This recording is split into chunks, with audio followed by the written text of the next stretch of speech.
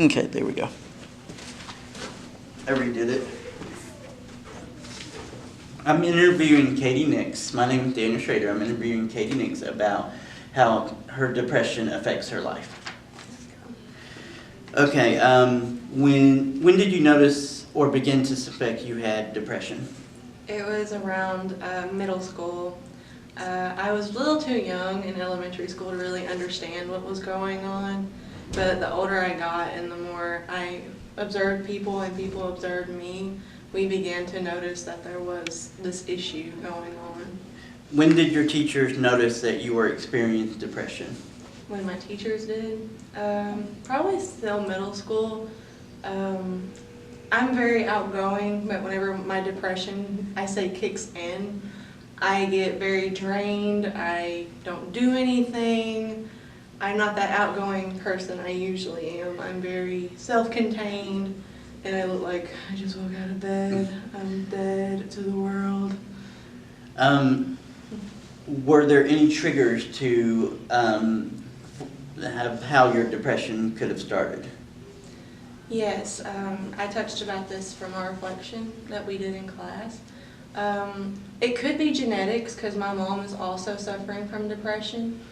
I don't want to say suffering from, but we both have depression. But my mother lived in poverty, and we think that might have affected her. She was from a very poverty household. One parent figure was gone most of the time, the other was an alcoholic. I, on the other hand, was very bullied a lot when I was younger, actually all the way up until high school. I was bullied constantly, and I think that had an effect on my mental health. How did the teachers expect you to know that you had depression? Like, how did they cope with it? Or how did they, you talk about when they noticed. How did they tell that you had depression? They could, once your teachers really get to know you, my teachers knew that I was very outgoing.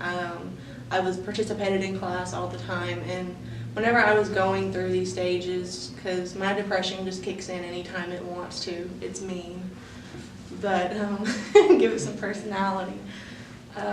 They could just tell it instantly because I would never talk, I never participated, I stayed to myself, and I tend to get very moody when I'm depressed. I lash out, I'm angry when people confront me, and they really knew it, my anxiety for testing and changing environments. I don't like change at all.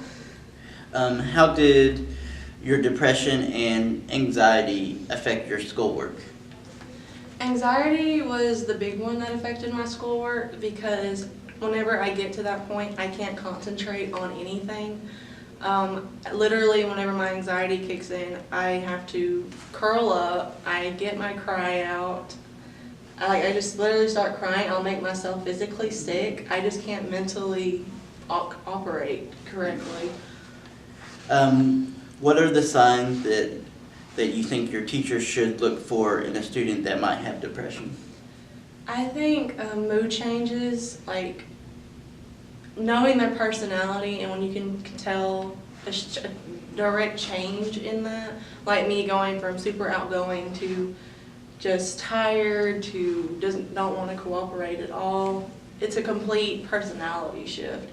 And I think if you have it, some of them, like sometimes me, I'll do the blowing technique that we have talked about. Some kids will do that. I think those are clear signs. You talk about the blowing technique. What other methods helped you to cope with your depression?